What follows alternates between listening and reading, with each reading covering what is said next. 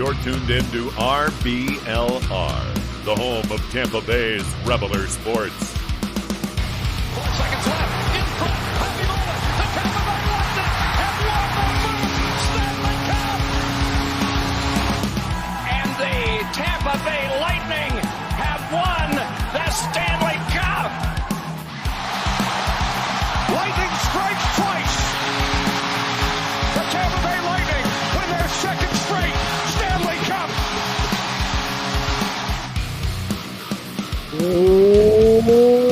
Welcome back to RBLR Lightning. My name is Jake Ricker. Alongside me, it's Joe Zanataro, Matt Gannon. Guys, what a week this has been. We have a lot to talk about on today's show. We have the trade that the Lightning made late last night. We have some crazy back and forth games to go over. We got our 3 stars to talk about. We got the next week to preview. There is so much to go over, and I can't wait to get in with all you guys. But first, how you guys doing today? No, I'm doing great. I'm really excited for this podcast and to think how crazy the games have been this week. They're going to be kind of a secondary note to this big trade we have. How you doing, Matt? I'm doing great. I think I might be doing a little bit better than Jake. I think he's had a little bit of a rough week with what we've had, but I'm going to try to be the optimist in this week's show. But no, overall, I'm doing really well despite a lackluster week of Lightning hockey. You know, I wouldn't even say it was it was an exciting week of Lightning hockey because there's so many ups and downs and back and forths and let's get into it. I think it's the best thing we can do. So, again, we're going to go over here a couple of news and notes. We'll mostly talk about the trade today, and then we will go over the games as well later in the show and do our typical stuff that we do, but we definitely want to focus on that trade. Before we get to that, though, I do want to mention the Erik Cernak suspension. Cernak was suspended for 2 games after his high elbow hit in that game against the Buffalo Sabres. So Cernak has been out for 2 games. He missed the game against Pittsburgh. He's going to miss the next game against Florida, and then he will be back. Honestly, I was a little bit surprised about this suspension just because the 2 games, I thought that was a little high, to be quite honest with you. But let's be honest, his elbow was high, and he did kind of hit him in the head. So it's not the most shocking thing in the world, but Erik Cernak is out for 2 games, but he will be back soon. And we'll get into a little bit later why the Lightning probably are missing him a lot after that Penguins game and some of the defensive issues. But let's talk about why everybody's probably tuning in right now, and that is the trade that went down for the Tampa Bay Lightning. So for those of you that might have missed it, here is the official trade. The Lightning went out and got Tanner Jeannot from the Nashville Predators, and in exchange, they sent back Cal Foote, a 2025 first-round pick, a 2024 second-round pick, a 2023 third-round pick. I'm not done yet. A 2023 fourth-round pick, and no, I'm still not done yet. A 2023 fifth-round pick. So Cal Foote in 5 different draft picks going back to the Nashville Predators in exchange for Tanner Jeannot. Now, there's a lot to say about this trade, guys. I'm going to give you my quick spiel on what I think about it and some of my thoughts, and then I'll get your guys' reactions on this. A lot of people I know were shocked at the quote unquote the sticker value of this trade because, and I agree with that, I think this was a lot to give up for Tanner Jeannot. The first thing I'll say, though, is I love Tanner Jeannot. I love the player that we went out and got. He's a great player, and he's shown a lot of potential. He's young. You look at some of his stats. He had, I think, over 40-plus points last year. He struggled a year, but, you know, he is playing for the Predators, who haven't had the best season out of, you know, other teams in the NHL. But he has shown a lot of talent. He's a gritty, tough guy to play against, which is something the Lightning usually need right now, I think. So I love the player, but I think they gave up a lot. Now, here's the other thing, too. Listen, how many times have we heard, oh my goodness, the Lightning overpaid? We heard that for Blake Coleman. We heard that for Barclay Goodrow. We heard it for David Savard. We heard it for Brandon Hagel. And every single time, those trades have paid off immensely for the Lightning, where either they have won the Stanley Cup, made it to the Stanley Cup Finals, or like in Nick Paul's case, we have just signed into a 7-year extension. And he's going to be staying around for a long time in the organization. So despite how much we've paid for, people have said that in the past, and it's obviously worked out for the Lightning. So I really don't think this is going to be the worst thing in the world. I think if we make it far, especially again here, it's a good trade. I think it is a good trade at that point. But at the end of the day, it was a lot to pay for it. And that was what I think everybody is freaking out about and is the major concern with this trade. So I know I kind of went off on a tangent there, but I'll throw it to you guys now. What are your thoughts on the trade the Lightning went ahead and made? Well, first of all, I think everybody was pretty much expecting Foot to be one of the pieces that were moved. So getting that out of the way, it was good having him on the team. Sorry to see him leave, but kind of good to see that we were able to get value out of him. And as a former first round draft pick, they don't always work out where they're going to be superstars. So being able to leverage that piece for something that we need more. I mean, we've talked about it most of the season, kind of a surplus of defensemen, and something that we never expected, losing McDonough, and he was the piece that I think was almost obvious that he had to be traded, and I'm glad that portion of it worked out for the Lightning. In terms of what else we put out, and I'll kind of leave it to you guys to talk before I give my 2 cents. But I don't think that the draft picks are, the draft picks are what everyone's really concerned with, right? It's not Foot, it's the draft picks. Is that, fair to say for you guys? Yeah. What specifically, though, are you concerned with losing those picks? I mean, me personally, despite how strange it might sound, the first round pick, we know it's probably not going to be a very high pick. It'll probably be anywhere between 20th and hopefully 32nd overall. But another thing to note about the first round pick, it is top 10 protected, so that is a little bit of a win for us. But of course, that's a big deal. I don't think we're going to be in that situation. Hopefully, we're not going to be in that situation where we, don't have to give it up. But I don't know. Just the sheer amount definitely concerns me a little bit, because we know how good this team is finding gems later in the draft. One thing that I kind of forgot about is in the 2020, the Bubble Cup year, there was only one forward on the entire team drafted in the first round, Steven Stamkos, and he only played one game that year as well. He was the only first round pick. So again, I hate to say that those aren't valuable picks at all. I know it's kind of almost cliche at this point to say, yeah, you know what, they draft better in the later rounds. I'm not overly concerned. I just don't think that I don't know. I definitely think it was a slight overpay, but like you said, Jake, haven't we all said this about every other trade really in the past? But I think every other trade in the past as well is, yeah, we may have overpaid a bit. Here, the general consensus I'm seeing is, yeah, it was a fleecing. I don't necessarily agree with that, but that seems to be the general consensus, especially, with a lot of Lightning fans. They're not unhappy with the trade, but they definitely think they gave up way too much. I think they gave up a little too much, but not way too much. Me personally, I'm extremely excited. I love Tanner Jeannot. To me, he's such a rare type of player nowadays. He's a very hot commodity, a Tom Wilson-esque kind of player who can score, who can punch, who can provide a lot of depth and speed on that third line. I think he'll slot in just fine. Really, the only question to me next is who gets taken out of the lineup. I still think this is an overpayment. And Joe, you asked what the problem with the draft picks is. I just think it's too many draft picks. If it was 3, like a first, a second, and a third, I wouldn't really have a problem with this trade whatsoever. But the fact that it was 5 picks that's where I have an issue. I think, again, I like Tanner Jeannot as a player. I think he's a good acquisition for the Lightning. But for 5 picks and Cal Foot, it just seems like that price is too high to me. And you look at how many draft picks we have for this year's draft. We have a 6th and a 7th. That's it. I mean, think about the Lightning each year. What's been the 2 things that have really helped us make it to the finals and win these cups?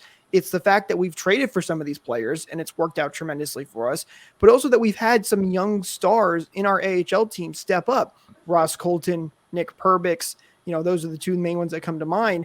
If you don't have talent in your AHL system, you're not going to be able to have players that come up like that in the future. And we have traded many of our prospects before for some of those guys. You know, we gave up a couple of our prospects for Brandon Hagel in the Blackhawks trade last year.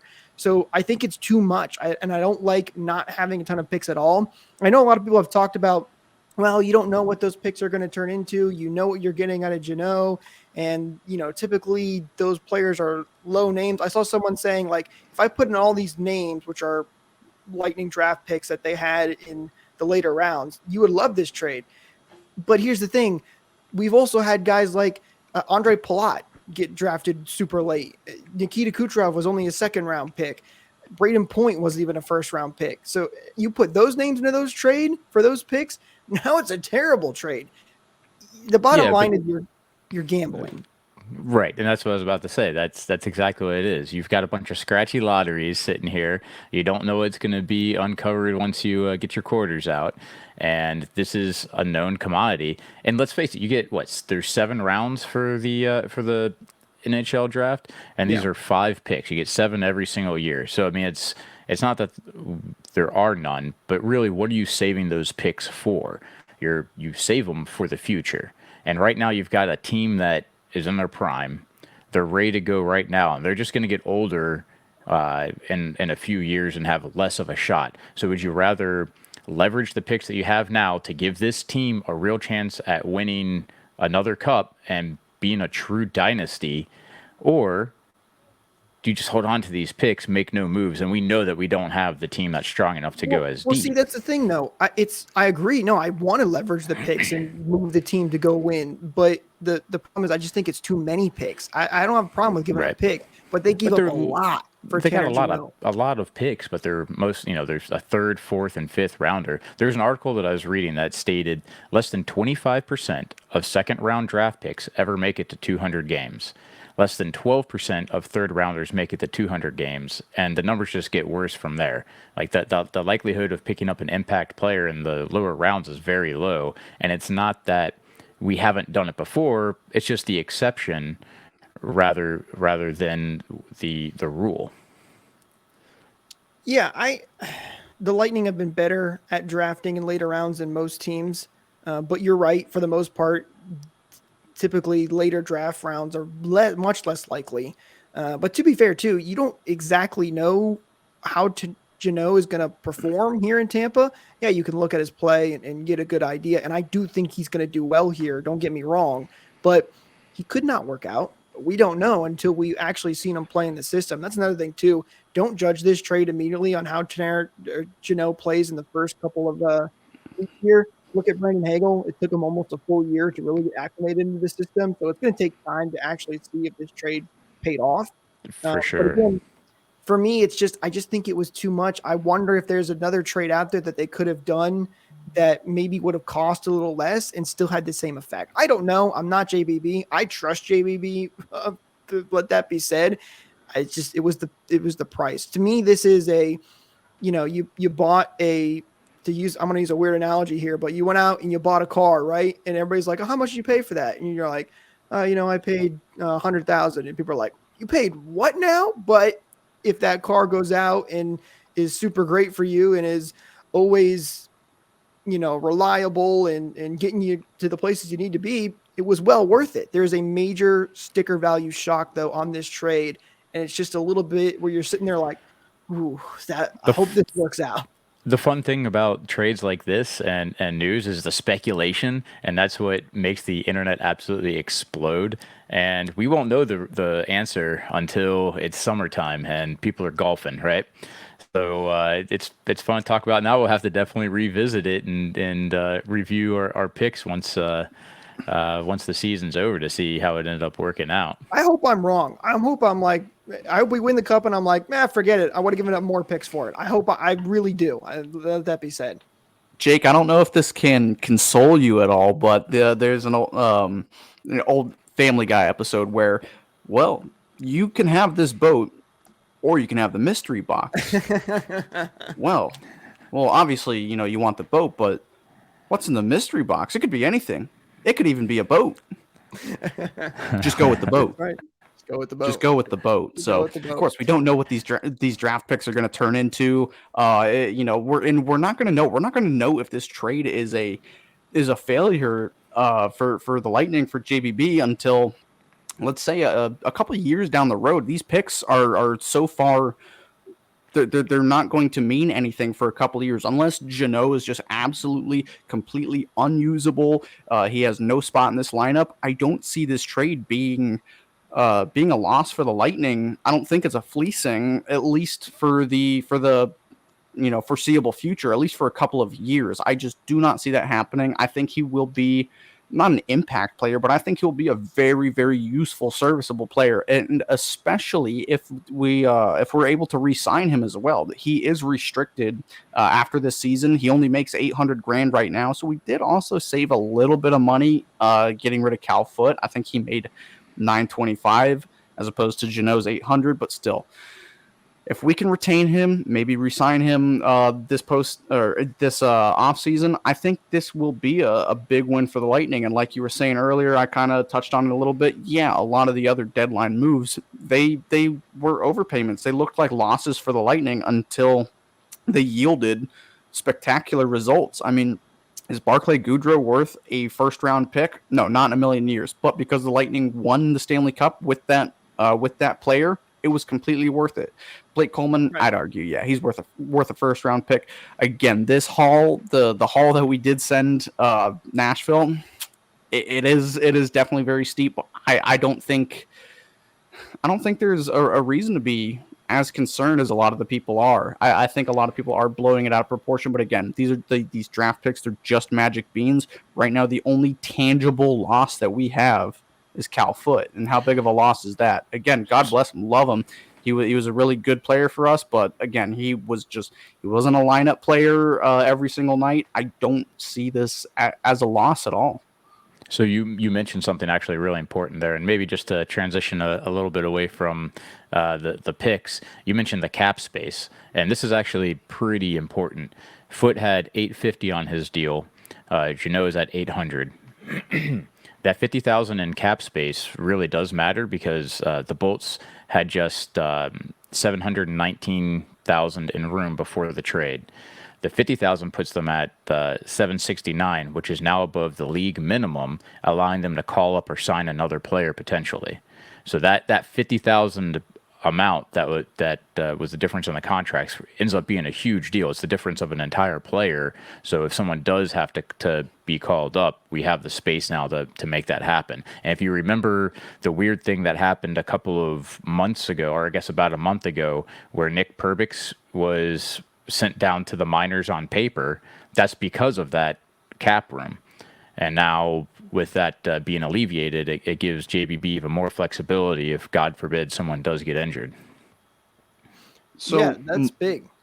My next question for you guys, now that we've got all of our thoughts out, is where do we go from who's out of the lineup? I mean, this is everybody has a roster spot, and I think right now the easy answer is Vladimir Namestnikov. I think he's probably this is going to sound terrible, I'm going to air quote this, but the least useful player, least useful forward on this team right now. It sounds awful saying that, but I think you guys understand what I'm saying. So to me, he's the obvious answer, but at the same time, he's been playing very, very well recently, especially his defensive game. I think he's really stepped it up in a very, very important way, but to me, he's the guy that gets at least is the healthy scratch for the time being, but this is a very unenviable situation for John Cooper, really. I kind of disagree a little bit. I mean, I don't think that you have to select. You do exactly what you did with the defenseman, and you make it a rotator. Essentially, that gets a little bit of extra rest. Belly can sit, Belmar. You definitely can put Maroon out for a game, and same thing with Perry. And we saw that happen a couple of times throughout the season, where they did sit out just like one game when we had a lot of players coming up and wanted to give some more rotations for the defensemen early in the season. You don't have to necessarily single out one guy and say, hey, you just lost your job. Well, I remind you of a player named Riley Nash. Maybe it's a similar situation to that, where Nash only jumped in for a couple of games here and there, and then he ended up playing a lot more because of the injury to Braden Point. But personally, Matt, I think there's another trade coming. I don't think JBB is done. They asked him about this at the press conference that he had today, and I want to get to some of his quotes here in just a minute too. But JBB, obviously in JBB fashion, said, "Never say never. You never know. We're going to go back and we're going to look, see what's out there." Basically, he never said that they weren't done. So I would not be surprised to see one of the bottom 6 players moved out to fit in Jeannot and then maybe go for a defenseman in some facet. I don't know if that's going to happen, but that wouldn't surprise me to see one of those guys moved. Can we extrapolate on that a little bit? Like, do you have any moves in mind what you think might happen next? Because a right-hander that may have played on the team before. Honestly, I don't love Luke Schenn coming back. That's not a personal target for me. Also, I think his price is too high. I don't think we can literally afford him anymore because we don't have any more first-round picks. Basically, nobody in their right mind is paying a first-round pick for Luke Schenn. Somebody might, but I think Matt, look what we just gave up for Tanner Jeannot. The Canucks are going. The Canucks are going. Yeah, we want a first-round pick. Look what all the picks the Lightning just gave up for. No, I don't see that happening. At least that I would have an issue with. Let's say the Lightning gave up their 2026 first-round pick to Vancouver. I would have a big issue with that. I like Luke Schenn for sure, but that would be an issue. That's Tanner Jeannot is a guy that multiple teams would be potentially interested in. Luke Schenn has one destination that he could go to. Nobody's looking at Schenn. No, I know, but my point it's only the Lightning that would want him. The price was high for Schenn, and there were supposedly teams interested. And now, with how much the Lightning paid, I think prices went up a little bit. I don't know if that's what they're actually going to get, but I guarantee you they're asking for a lot. And I don't think the Lightning could afford him. I'm just not big on him coming to the team. I wanted Lafferty from the Blackhawks, but he just got traded to the Maple Leafs now. He was one of my targets, so it's hard to tell you exactly who I think they could go after, but I don't see them going after another forward though. But at the same time, who do you like with the defense? Like, I don't know. I don't know who goes where, even with what we have right now, and not trying to think about maybe a potential defenseman move or something like that. Unless a roster player leaves the team, I don't think that. I think that there is another move coming. I just have no idea what it would be, but I think if I could narrow it down to something, it'll be a defenseman. But I don't know.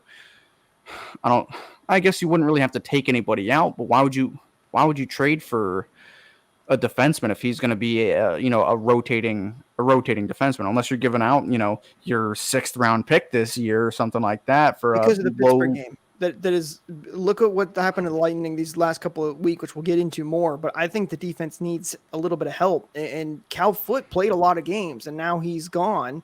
And I don't Zach Bogosian. I mean, as I like the guy, but I don't think he's a solid answer to consistently be in the lineup. So I'd like to see an upgrade there. I think someone else could come in and be the more permanent role, and then a guy like Zach Bogosian could only fill in when needed and be that rotator guy.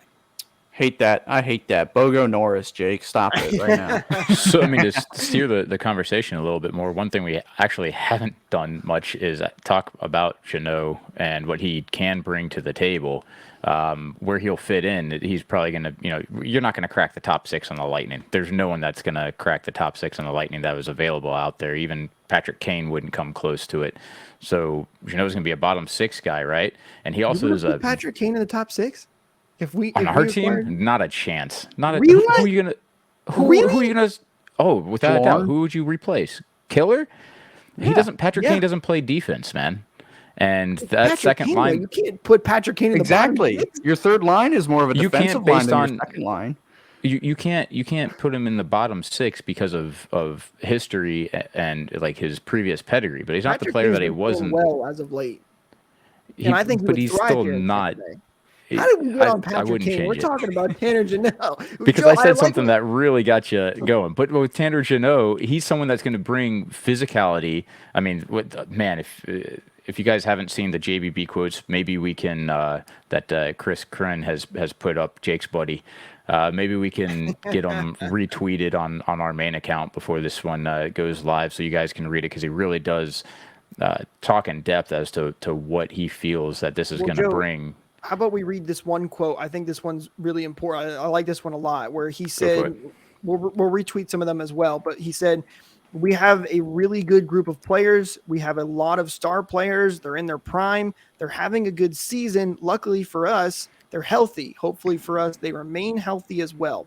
A lot had to go our way in order for us to accumulate such a critical mass of good players all at once. My job, my responsibility as the custodian for this group is to, I love that part of the quote, is to sometimes take risks to maximize our potential run on this era. And that's what I did. Last night, we're taking a risk, a calculated risk. And that end of the quote is what I love the most, is that, Yes. listen, he knows he paid a lot, but he knows the risk he's taken and he knows how it can pay off. I was gonna bring that up too, Jake. Just that end cap on that. It was a calculated risk. So good on you. And to Matt's point before, is maybe that's where we do get a little bit better defensively. Having someone that's as physical as this guy is, going out and laying bodies. God, I would love to have had him last year to hit Cale Makar every time he touched the puck. That could have been the difference maker for our Stanley Cup. Just every time he touches the puck, you blow him up, right? And you blow him up with a big body. If you watch some of the highlights that Jeannot has of hitting guys, oh man, you can feel it through your screen as you watch it. Some highlights. Oh yeah, Yeah. Jake. He's such a rare type of player nowadays. Like I think that there's a reason why it was such a high price. There were other teams that were looking at him. Of course, the Lightning, dialed in on him for sure. But there's a reason so many other teams were interested for sure, because he is just a rare commodity type of player. Like, Tom Wilson's and Tanner Jeannot's don't just grow on trees like, these fast water bug zippy forwards are nowadays. He is just a blast from the past. He's a 1990s style hockey player. Of course, I might be pumping his tires a little bit. He's not going to score 40 goals or anything like that, but he scored 24 goals last year. That doesn't just vanish. That offensive capability doesn't just vanish. And then again, adding on, and now he's playing with the Lightning. And also, one thing we need to consider as well is Nashville is it is a black hole of offense. There's nothing going on there. They're one of the lowest scoring teams in the league, and that's kind of their MO. They built their team that way on purpose, with I think we're third or fourth in the league in just goals for, something around there. I think with the weapons that we surround him with, like Ross Colton and Nick Paul, I think those will be his line mates on that third line. I assume that's where he slots in. Those are both guys that can really. Well, now that I'm thinking about it, all three of those guys are just primarily goal scorers. So I wonder how that dynamic will shake out, but. Regardless, he is just going to be surrounded with a lot more offensive weapons up and down the lineup as well. I think we'll see a pretty, I won't call it a resurgence, but just a decent bounce back from the season that he's been having to maybe somewhere in the middle of this season and last season. And if you look at his stats, his shooting percentage has gone way down. I think that he's been firing the puck just as much as he did last season, but just not scoring as often, which can be definitely attributed to not having as much traffic in front or not having as many people helping him out with better assists. If 24 goals is not something that should be understated. That's a big number. Jake, your big prediction on this year that people weren't going to think would be possible is that Hagel would get just 6 more than that. 30 is a great number, and Hagel's definitely well on his way. But to think that this kid, Jeannot, got 24 in his rookie season, and if you see a lot of those goals that he scored, they were gritty goals. They're right in front of the net. They're tips. They're slamming home a rebound or getting a deflection, and it reminds me kind of a lot of what Corey Perry brings to the front of the net area, and that might be somebody that can even slot in on the power play. Especially with how big and how heavy he is as well, he'll be a lot harder to move than Corey Perry, and he's I think he's actually just a touch shorter than Perry, but he is about, he's probably got about 40 pounds on him or so. He will be a force to be reckoned with. Again, some of his hits, he's a great fighter as well. I get that's not an important part of the game, but yeah, just that net front presence and being in the scoring areas, being ready for opportunities. I think he'll be able to put a couple in the back of the net. A fighter is something that is important too, especially in today's game where you can't allow liberties to be taken. He, if I remember correctly, he had the most fights. He had the most fights of any. Yeah, last year he led the league with 14 fights, and a lot of them were against heavyweights like Reeves. Yeah, I mean, he has no qualms with going against the big boys on the other team, and that gives you something to think about when you're playing against someone that has a game like that. And Jake, I'm sorry to keep cutting you off. I just keep Joe. You just keep saying stuff that gets me going about Jeannot. I really do adore this player because again, he's such a rare player. But again, I think one thing that the Lightning have lacked, especially over the last couple of months and maybe even the season as a whole, is their physicality has kind of dropped. I think that was, it's been a huge part of their game, especially come playoff time as well, is their physicality and their relentlessness and their ability to just wear you down. It might not be with, huge open ice hits every other shift, but it'll be, finishing your checks and being hard and assertive and aggressive. I think he will provide a major boost in the physicality department, which I think is the most important aspect, because when this team brings out the big guns and plays physical and makes you work for every single inch you want to take, I think that's their best style of hockey. And I think they may have strayed a little bit too far from it in recent weeks and or months, if you will. Tanner Jeannot is a great player. I think he's going to bring a lot to the team. And we want to hear from our listeners at home. Be sure to let us know at RBLR Lightning what your thoughts are on this trade. Did we overpay? Is it going to be worth it? Do you trust in JBB? Any and all thoughts. We would love to hear them. And I have to mention this too. I was fortunate enough to interview Chris Cran, which is why Joe mentioned that he was my buddy. So you can go check that out at @BoltReport_TV as well. And we did talk about this trade a little bit. He mentioned Jeannot as a possible trade target. So I definitely recommend to go check that interview out as well. And then here's the bottom line, guys. We don't know how this money is going to be spent, right? It all depends on how things are going to work out here. We think it's going to be money well spent. We're not 100% sure. However, I know for our listeners at home, I know where their money can be well spent. And that's if you head over to shop.rblrsports.com and check out the awesome merch we have over there for you guys. I highly recommend going to check it out. It's not just Lightning themed merch, Bucks, Rays, Rowdies, you name it. We got it. Go over there and check it out. And you can use code BOLTS for 10% off your order. Again, that is shop.rblrsports.com. So be sure to go over there and check it out and use code BOLTS for 10% off your order.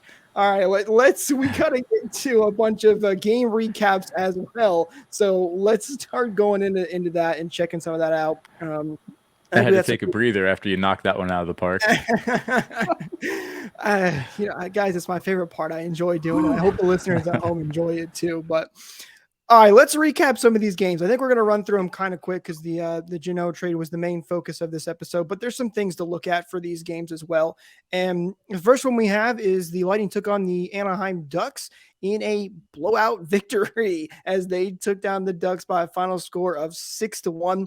Guys, it was actually 0-0 at the end of the first period. Then the second period happened, and the Lightning never looked back. Unfortunately, they give up the one goal, and Vasilevsky's not able to get the shutout. But from the second period on, just pure domination. I mean, Zach Bogosian even got in there and scored a nice goal in there with his powerful slap shot that he has. So a really great game for the Bolts and a big win there at home. Certainly the Lightning don't have weak second periods the rest of the week, right? No. This was despite what Eric Erlandson thinks, this was total domination. I wouldn't get too used to it because this game it got out of hand real quick for the Ducks. Of course, we all understand the situation they're going through, but yeah, Lightning being back at home. One thing I did see is that the Lightning or the betting odds for this game were some of the most skewed odds, I think, in NHL history, at least in favor of the Lightnings. I might be butchering how I'm saying this, but they were some of the worst odds ever for a hockey game. So it went exactly as planned. I think Eureka, you hit the over on this one, but no, this was total domination for whatever reason. Eric didn't think it was, and how perfectly on brand for Vasilevsky's beautiful performance to be ruined by a late goal in the third. That's perfectly on brand for kind of how he's played this season, but at least the pattern didn't stick later in the week. Well, I mean, I somewhat a little bit disagree with that. It didn't stick later in the week because that was an absolutely atrocious beginning to this game. The Vasy had to be sharp early. The Bolts took 2 really undisciplined penalties. There is one sequence where Vasy had 5 consecutive saves point blank. He somehow threw his leg up as he was already laying down to get a piece of the final shot. It was ridiculous. Any other team or any other goaltender, and the Lightning would have been down big with the way they started the first 6 minutes of play.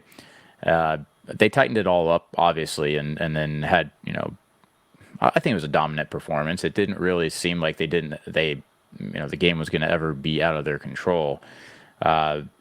One thing to mention is that early in the third, there's a power play goal for Pointer, and he got his 200th in what you can almost call his office, which is the bumper position on the power play. So congratulations to Pointer getting number 200. It was domination from the second period on, no question about that. Unfortunately, things changed very differently in the next game for the Lightning as they took on the Buffalo Sabres. As this one was a back and forth game, 1-1, and then it was Buffalo getting out to a lead, and then the Lightning came back and they tied it. We got into overtime. The Lightning were on a power play in overtime. And then they score, Matt, cover your ears, a shorthanded goal and they win it 6-5. Now, there's a lot that went on in this game. Vasy was 0 for 4 on breakaways in this game, not normal for him either. There were a lot of defensive issues. There were a lot of great goal scoring. I got to go off on this tangent. You guys know me. How many times have I blamed the referees for a loss? Zero, right? I never do it. But that was a hook at the end of the game. Stamkos was hooked and he got tripped up and fell, and that's why that breakaway has happened. I'm still salty about it. It totally should have been a penalty call there. But at the end of the day, you got to be better defensively, and that was a major reason the Lightning didn't get 2 points out of this game, I think. I don't know about you guys, but I'd love to hear your thoughts on this. So let's run this game somewhat in reverse and start with the end and work our way to other segments, right? That was absolutely terrible management by the Lightning on the power play and overtime. Okay, the Lightning started overtime essentially with a full 2-minute power play. They had just gotten the puck cleared, and just to state the obvious, it's 4-on-3 play because it's overtime. The Lightning put out 4 forwards. You're going to have Braden Point, Kucherov, Stamkos, and Hagel. In that scenario, it's very often to see Stamkos basically play more of the point position, up at the top near the blue line. The puck just got cleared down with about a minute 20 into the power play, and they decide to keep all 4 of the same guys out there, re-enter the zone and see if they can still score with the remaining time. They'd already been skating really hard for almost a minute and a half. I think that they should have gone for their change. They didn't get the job done. But not only did they not get the job done, but Stamkos was sloppy with his play at the point. He should never have had the puck in that position. He should have already have dished it, put it down low, do anything other than be the last guy back with somebody pressuring you. It's not something you want to do. And then Kucherov was too busy stretching his arms in the vertical position, begging for a call, than to back check. And next thing you know, you've got a breakaway the other way, shorthanded goal. Which there should have been. I understand that you think that there is a hook. I mean, there probably should have been a call that was on the ice that got missed earlier when Chernak ended up getting a 2-game suspension, but they didn't see it on the ice. Sometimes things are missed. I don't know if I had to call it a hook as cleanly as you'd like to think it was. Oh no, that was it. Was I think it was. Listen, I understand that they missed it and they missed the elbow on Chernak too, but that was a hook. That was a Joe. I'm going to interject here on the both of you, and it. I'll let you finish. Let you finish your point. It is essentially confirmed that makeup calls and makeup missed calls exist in the NHL. Tim Peel, former referee, got caught on the hot mic saying it. He wanted to give Nashville a penalty for nothing. To me, this was okay. We missed a clear head hit, a suspendable head hit on a guy who has had concussion issues in the past, multiple concussion issues in the past. This was a blatant, clear as day hook. We missed that one. Maybe we missed that one. To me, I think it was just a makeup non-call. And at the end of the day, it was the defensive issues, right? That we had. It absolutely was. I still want to let Joe finish his point. I did interrupt here, so I apologize. No, I mean that was the gist of it. I just don't think that they should have had that unit continue on without any defensemen back there. They already gotten a good opportunity, but when the clear happens, you have all forwards. You don't have any defensemen at all, and whether it was a call, wasn't a call, it was still something that was completely avoidable by changing what they were doing. They generated their own mistake, and let's even assume that the hook doesn't happen. He still puts too much pressure on Stamkos for it to be comfortable. That puck should never have been there. That's the end of my point for that play. They've sealed their own fate by not being a little bit smarter when they came down the ice. Joe has a level head. Meanwhile, I'm over here screaming my head off, being the diehard fan that I am. I was already so over this game. The Lightning were so terrible in it that it was just, I couldn't even be mad at the refs. The Lightning were god awful. And we can go into more of the previous parts of the game too. It wasn't the refs' fault. I really don't blame Vasy very much in this game because you said he was 0 for 4 on breakaways. He was 0 for 4. You allowed 4 breakaways. That I guess that shakes out to 1 breakaway per period if you're going to count overtime. That was a breakaway goal that ended up beating him. Why is he facing 4 breakaways in a game? That's a defense that's issue the bigger right there. question. That to me, that was it was an abhorrent display of defense. The offense was there. 5, like I say, X amount of goals should win you any game. I think any amount of goals, 4 and up, that should win you any game. At least specifically talking about this year's Lightning should win you any game. There was no support for the defense at all. And do not get me wrong, Buffalo, they are one of the highest scoring teams in the league this year, but I think that they should have done a better job of trying to contain some of these guys because they were doing essentially the same thing the entire game. Whereas soon as a Buffalo player receives the puck in their own defensive zone, they've got not 1 but 2 forwards flying out of the zone looking for that stretch pass so they can come in and score. And that's exactly what they did, and they did absolutely nothing. They did less throughout the game to clean that stuff up. I think it was only getting worse and worse and worse throughout the entire game. And I guess lastly, to finish my point, it's overtime and there's somebody skating away with the puck. Yeah, it was a clear as day penalty for sure. Just don't sit there with your hands up looking for a call. That does nothing. If the refs aren't going to call the penalty because you threw your hands up, they're play until the whistle. Thank you, Jake. They're not going to call a penalty because you're upset and because you threw your hands up. They're going to call the penalty because they're going to call a penalty. Not because Kucherov was upset, not because Stamkos was upset. To me, back check, buddy. You're fast. You're faster than Ilya Labushkin, who scored his first goal this year on a breakaway on Andrei Vasilevsky. Back check a little bit. I can just imagine. I didn't listen to the radio call on it, but I know Espo had to have been blowing a gasket over that whole thing. I might need to go back and listen to that just for that. Yeah, I'm sure he was. Listen, I don't think I need to add anything. I think you guys nailed it on the head. Right? There's one thing that they have to add because Matt didn't, and I feel that's the reason why we lost the game. I put it a little bit on Matt. He didn't talk about Tage Thompson at all leading up to the game. And then I think he's not talking about him now simply out of spite, him being like his second favorite player in the league. He got a hat trick. I have to put that out there. When you have somebody that's playing so well as Tage Thompson, you let him get a hat trick, just leaving him open, giving him breakaways. Oh man, I definitely know that hat trick, the letting have given up on home ice too. There was one that happened earlier this year, I believe. Was there? I think this might be the first this year. I wouldn't surprise me. I'm sure you're right. But one thing that it does come out of this that's really good is Vasy was heated, and he carried that with him. He took that personally. He absolutely did, because when the Lightning went to my favorite arena name now that Chris Kren gave up with Pizza Planet, at the Pizza Planet Arena, taking on the Detroit Red Wings, Andre Vasilevsky went and put up a 45 save shutout as the Lightning beat the Red Wings by a final score of 3-0. And I think there's only one way to recap this game, and that is Andre Vasilevsky. I mean, he was unbelievable in this game. There were so many great chances for Detroit, and Vasy was making save after save. He had the one where he completely stretched across from post to post, doing that full split that he does and making a huge stop.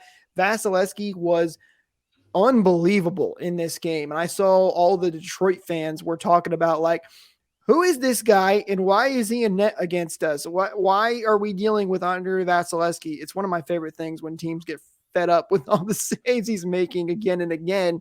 He was amazing in this game, and he is the reason I think the Lightning won, plain and simple, because they had a lot of defensive issues. They were giving Detroit a lot of grade A chances, but Vasilevsky didn't really care. You know what the chef's kiss of Andre Vasilevsky shutting out Detroit in a dominant shutout performance? The pick used to select Vasilevsky was Detroit's pick, traded to the Lightning back in 2012. So who is this guy, Vasilevsky? Yeah, he could have been your player, but you wanted Kyle Quincy. So one of the best trades of all time. But no, again, there is no other words to describe this game other than Vasy. He was outstanding. I genuinely, I had to look up who scored the first goal. I couldn't remember, because this game was the only narrative coming out of this game was Andre Vasilevsky, and happy for him. He's got back-to-back. He's got shutouts in back-to-back weeks. Great. Yeah. So great for him for sure. But I still do have issues with this game. It was almost similar to this Buffalo game, if you will, where the defense just decided not to show up, and the offense as well. It was rather lackluster. I think they finished the game with like 22 shots. I think, but nobody was 18 under. Oh my gosh! Yeah, and over 2 on the power play. Oh my gosh! Yeah, the road power literally play strikes again. Nobody showed up but Vasilevsky. There's really not much more I can say about this game at all, other than AV88. That's it. I mean, 45 shots by the Red Wings. 45. Talk about a dominant performance. I mean, they held the play. Another thing to note is we said earlier this year when we played the Red Wings, there was a period that the Lightning had 30 shots on net in the third and still got a loss. Got Ville Husso'd, turned that into a verb, and that's the opposing goaltender for the Red Wings. Well, Vasy, like I was saying, after the Buffalo game, he was pretty pissed off, had a chip on his shoulder, and I think he also wanted to show up the opposing netminder and show him what a real dominant performance looks like. And unfortunately, the Lightning defense gave that opportunity to Vasy, because they just were playing abhorrently. It was not a very good showing for most of the team, and Vasy was there to bail him out, showing us once again why he's the greatest goaltender in the world.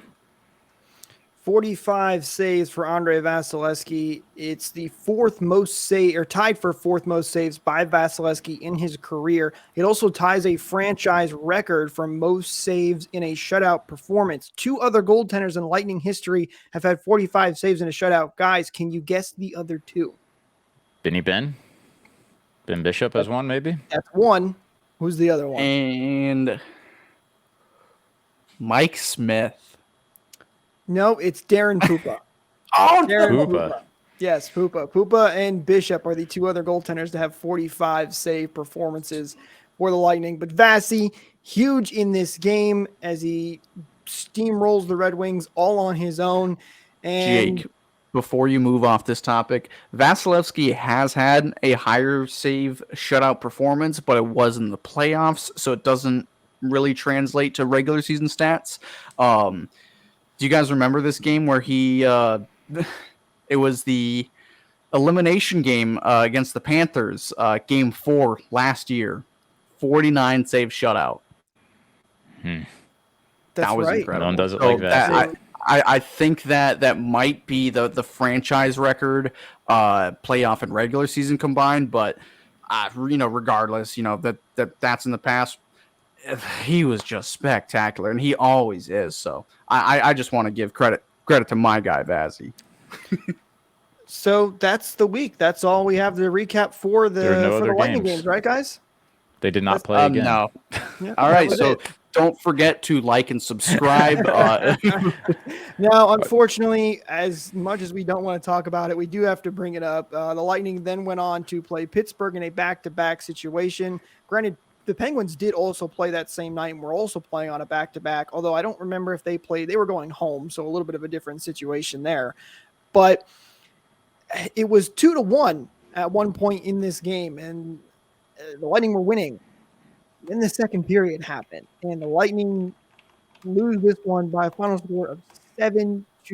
It was just a brutal game, and the Lightning broke down defensively so many times. Brian Elliott wasn't great in this game, which is a shame because early, after that first period, I was thinking I might have to give Elliott a consideration for a star because he was playing well, and then everything just collapsed. I mean, it was a brutal game, guys.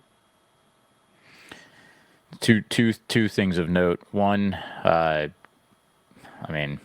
Kucherov gets his 700th point with a great goal, and it was a beautiful goal. It was his 700th point. Great to see his numbers. I can't believe he has 700 points already, but it just feels so lackluster when they've gotten completely dominated in that second stanza. The other thing is I kind of feel that right now the Lightning are going through what I'd call senioritis. They can see the end of the season coming up, and they tend to do this. If you've noticed over the years, they kind of coast just a little bit when they get comfortable, and the playoffs are coming around the corner, right around the trade deadline. They do it year in and year out, where they just don't have quite the same urgency because they don't need to. And they're up pretty big in the standings in order to secure a playoff spot. They're almost a mathematical lock. It required 3 different teams jumping them by 12 points with only 22 games to go or 23 games to go, which is almost impossible if they just play somewhat decent hockey. And that might be somewhat of the source of the defensive lapses that they've been having, or just mental checkouts. And that's not really much talking about this game as it is just overall, because I don't want to talk more about the game. Let's be honest. I don't think anybody wants to talk about the game. You know what the most either funniest or frustrating part about this game is too? If you remove 5 minutes and 34 seconds out of this game, the Lightning win 3-2. That's all it was 5 minutes for 5 goals to happen. Yeah, they scored 5 minutes and 34 seconds, if you will. They scored 5 goals in 4 minutes and 27 seconds. I think it was that the Penguins. Oh, is that what it was? They posted on Twitter. It was 5 goals, so less time. Even better. It was a bad game. 5 minutes out of this game. But Joe, you make a great point. This has happened before for the Lightning, where they start to coast. They usually have a game like this too, where they kind of have a wake-up call. They start to get hot and then get ready for the postseason. So maybe this is exactly what they needed. And we got fresh blood coming in for the team too. Someone that's going to be super energized to be playing with the Bolts. And I think it's a tale as old as time. It's an annual tradition at this point. We do get at least one shellacking from Pittsburgh per year, at least one. It's true. Last year we got killed by Pittsburgh in the opener.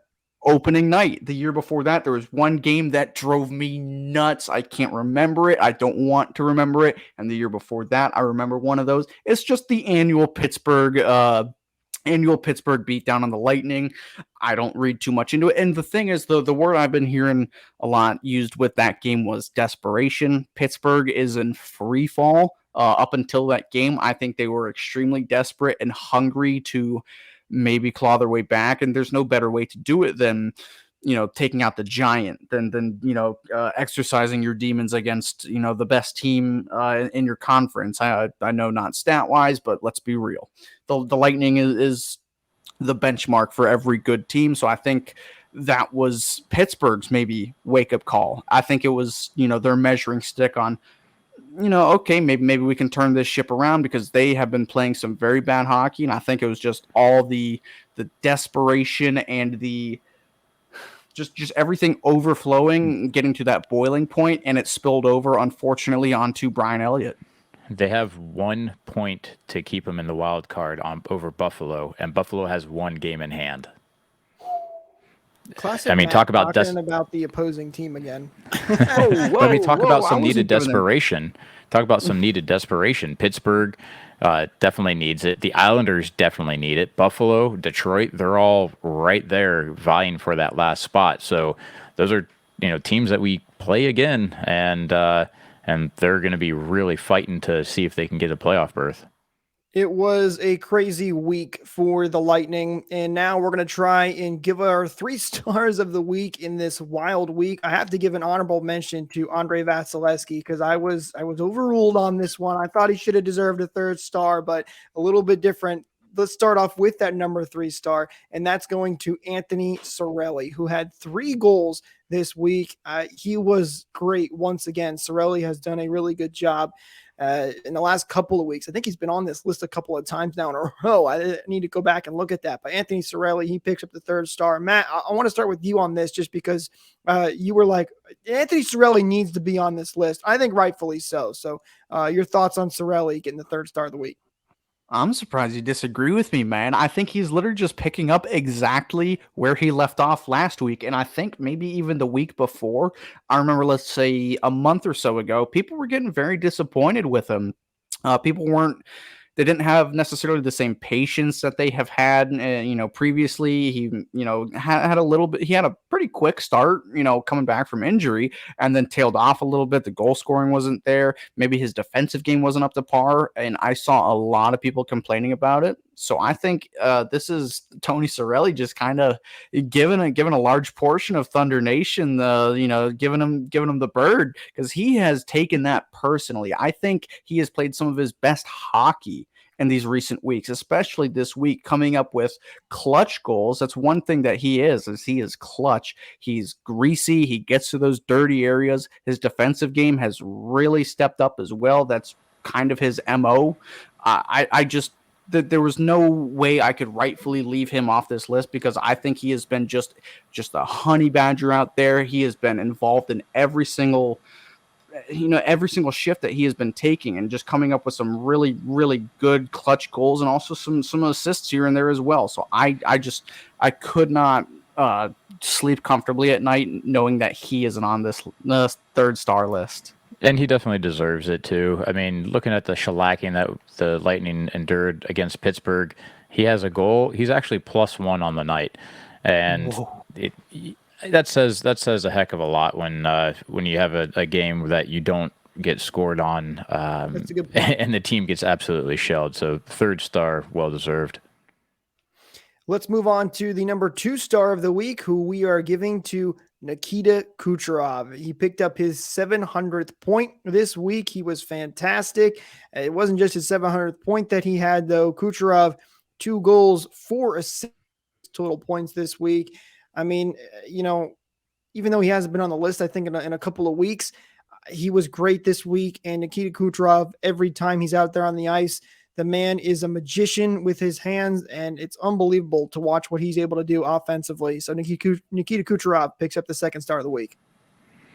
And just since we're strapped a little bit for time, I'll say that 700th number is a big deal, and he's done it so amazingly quick. And good to see him continue to produce. He's been on our list for so many weeks as one of the stars, and it's because he's consistently great out there. Yeah, this is definitely a milestone star for me. He has played great this week, but 700 is a great accomplishment for him. Many more to come from him.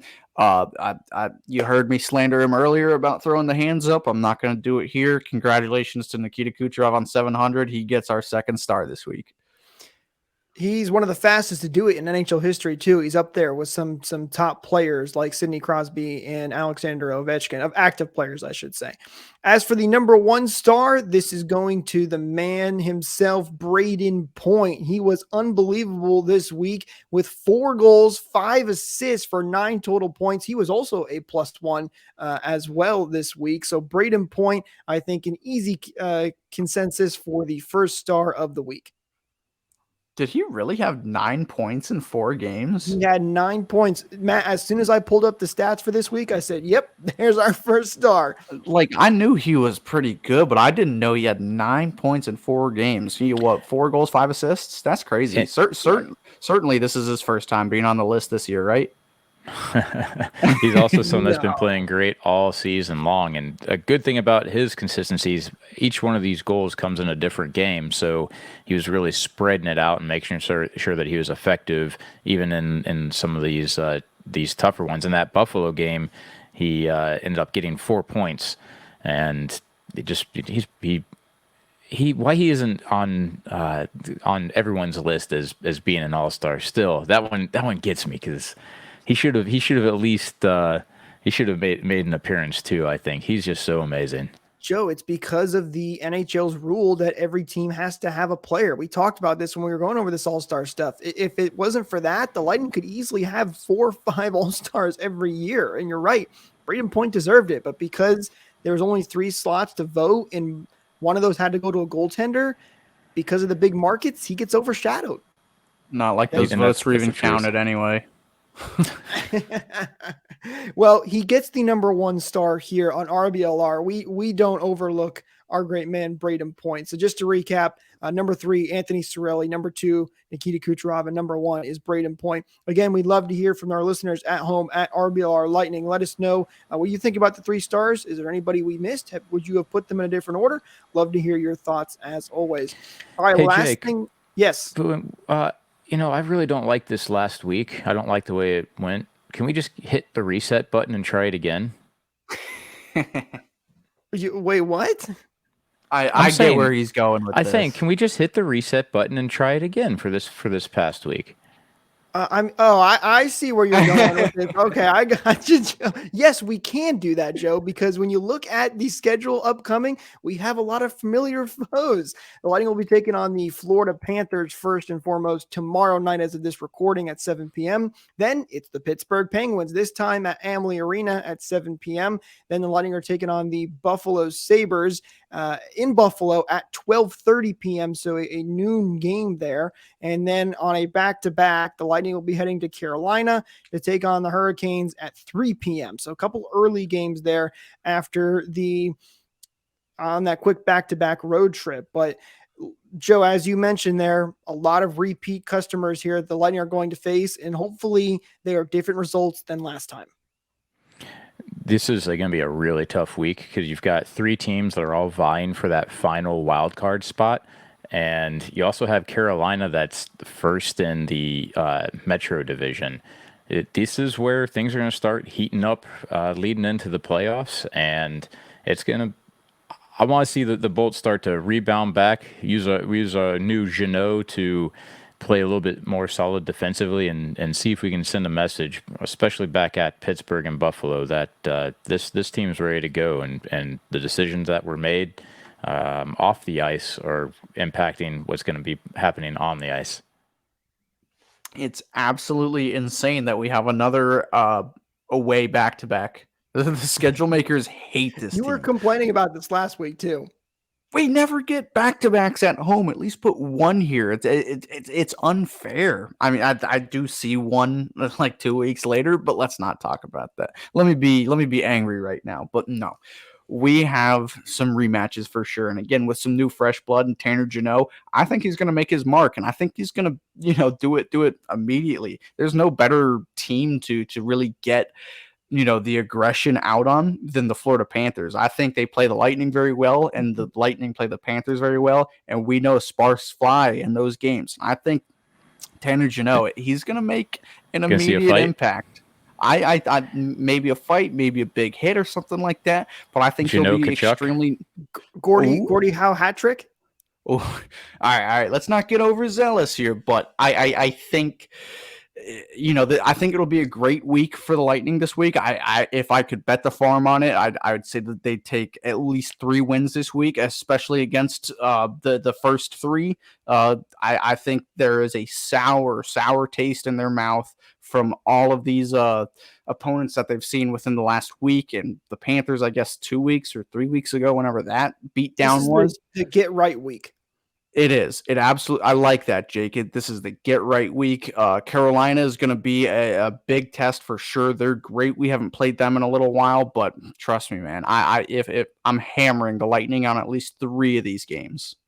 Well, and the Lightning still have their home point streak rolling as well. So hopefully that will continue for the Bolts. It's going to be a fun week. There's going to be a lot to talk about when we come back for next week's episode. We're also going to have the trade deadline to talk about, as that's going to be coming up this week. The Lightning already made their move in Tanner Jeannot, but we'll have to wait and see if they're going to possibly make a second move. Of course, make sure you like and subscribe right here on YouTube so you don't miss out.